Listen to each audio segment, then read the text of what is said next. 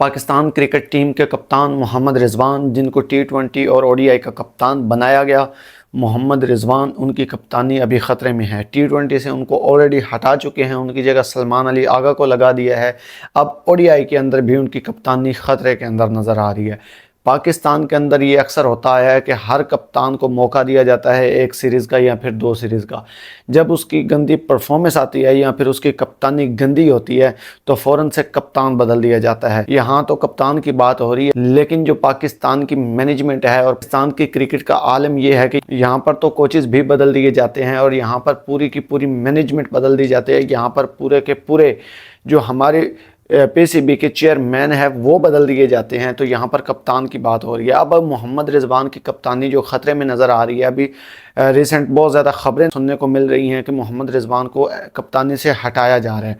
उसकी वजह क्या हो सकती है? उसकी एक तो वजह ये हो सकती है कि जो मोहम्मद रिजवान ने खुल के मीडिया के सामने ये बात बयान की कि जब भी हम किसी सीरीज़ में या किसी इवेंट में खेलने के लिए जाते हैं तो कप्तान के हाथ में कुछ नहीं था, मुझे कुछ भी नहीं था पता क्या प्लेइंग 11 होगी, क्या प्लानिंग होगी, किस तरीके से हम खेलेंगे। मोहम्मद रिजवान ने कहा कि मुझे कुछ भी नहीं पता। अगर मुझे कुछ पता नहीं है तो आप मेरे ऊपर तनकीद नहीं कर सकते, आपका तनकीद करना बनता नहीं है।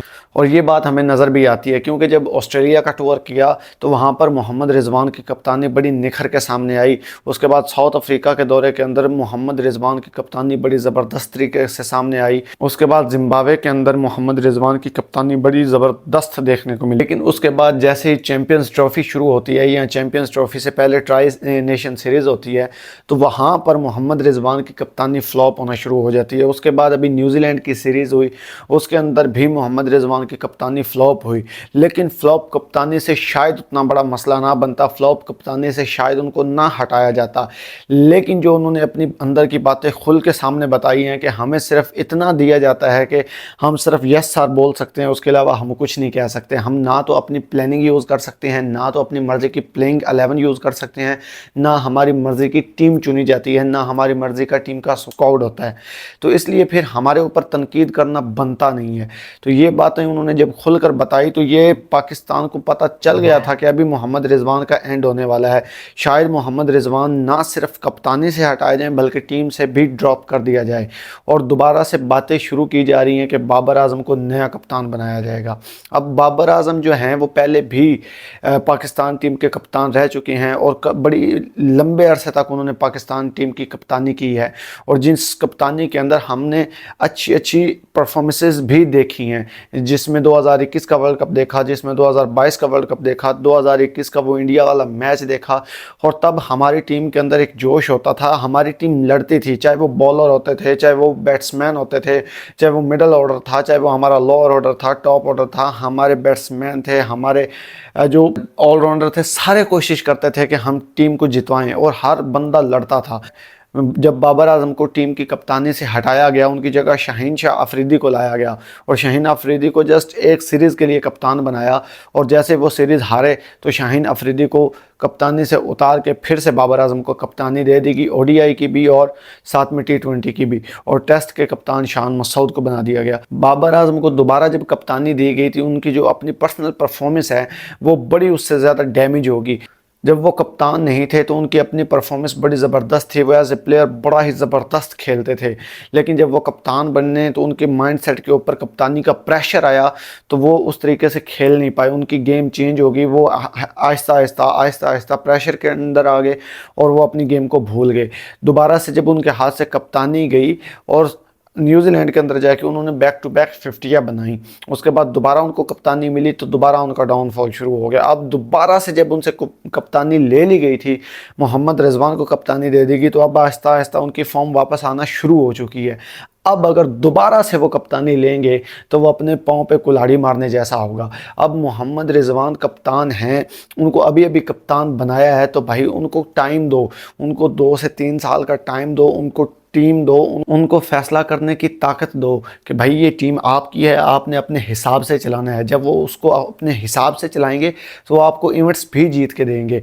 अभी उनकी कप्तानी को दिन ही कितने हुए, जुमा 9 दिन हुए हैं भाई, तो उनकी कप्तानी को कुछ थोड़ा सा टाइम दो, वो आपको इम्प्रूव करके देंगे। अब अगर बाबर आजम को कप्तानी ऑफ़र की जाती है और वो एक्सेप्ट भी कर लेते हैं तो वो अपने पाँव पे कुल्हाड़ी मारने जैसा होगा या अपना पाँव कुल्हाड़ी के ऊपर मारने जैसा होगा, क्योंकि अभी बड़ी मुश्किल से उनकी फॉर्म वापस आने का नाम ले रही है। तो अगर वो दोबारा से कप्तानी की तरफ जाएंगे तो शायद उनकी फॉर्म फिर कभी वापस लौट के ना आए, और शायद यहाँ पर ही पाकिस्तान क्रिकेट का एंड होगा। अगर यहाँ से मोहम्मद रिजवान को कप्तानी से हटाकर दोबारा से बाबर आजम को कप्तान बना दिया जाएगा तो ये वो कील होगा जो उनकी कब्र बंद करने के लिए जो बक्सा होता है ना, उसके ऊपर जो आखिरी कील लगाया जाएगा वो यही होगा।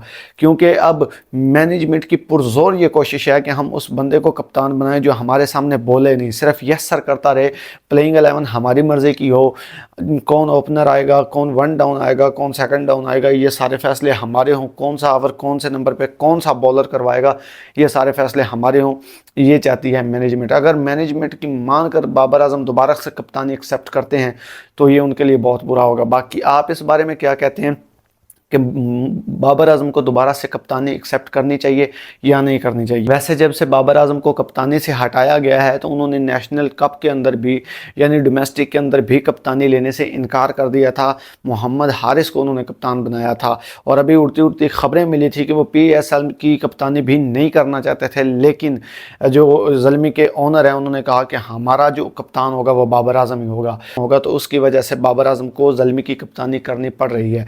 अब वो जो बाबर आजम है कप्तानी को लाइक नहीं करते और यही उनके लिए बेस्ट होगा कि वो दोबारा से पाकिस्तान की कप्तानी के लिए हामी ना भरें, कप्तानी ना लें, अपनी गेम पर फोकस करें। वो अच्छे बैट्समैन हैं, वो एज ए प्लेयर अपने आप को ज़्यादा अच्छा पेश कर सकते हैं, एज ए प्लेयर वो अपने आप को ज़्यादा निखार सकते हैं, ना कि एज ए कप्तान। बाकी PSL स्टार्ट होने वाला है, सारी टीमें तैयारी कर रही हैं, कराची किंग्स, मुल्तान सुल्तान, लाहौर कलंदर, इस्लामाबाद यूनाइटेड, क्वेटा ग्लैडिएटर्स और पेशावर ज़ल्मी। आपने बताना है कमेंट के अंदर कि आपकी फेवरेट टीम कौन सी है। मेरी फेवरेट टीम है पेशावर ज़ल्मी, जिसके अंदर no look boy, Saim Ayub, mister 360, Mohammad Haris और बॉब ज़िदा किंग, ये सारे उसमें होने वाले हैं। उनकी वजह से वो हमारी फेवरेट टीम है और इस दफ़ा जो ट्रॉफ़ी होगी PSL 10 की वो पेशावर ज़ल्मी ही उठाने वाली है, कि उनकी जो टीम है ना वो बहुत ज़्यादा स्ट्रॉन्ग है। बाकी सारी टीमें देखें और पेशावर ज़ल्मी की टीम देखें, इस दफ़ा बड़ी स्ट्रॉन्ग टीम है, इस दफ़ा वो ज़रूर ये ट्रॉफ़ी उठाएंगी। बाकी आपकी फेवरेट टीम कौन सी है आपने कमेंट के अंदर बताना है, और आपकी टीम के लिए आपकी बेस्ट विशेज़ हैं तो आपने मेरे चैनल को सब्सक्राइब करना है और वीडियो को लाइक ज़रूर से कर देना है और बेल आइकन को दबा दें नेक्स्ट इस तरह की इन्फॉर्मेटिव वीडियो हासिल करने के लिए। मिलेंगे किसी और वीडियो में, तब तक के लिए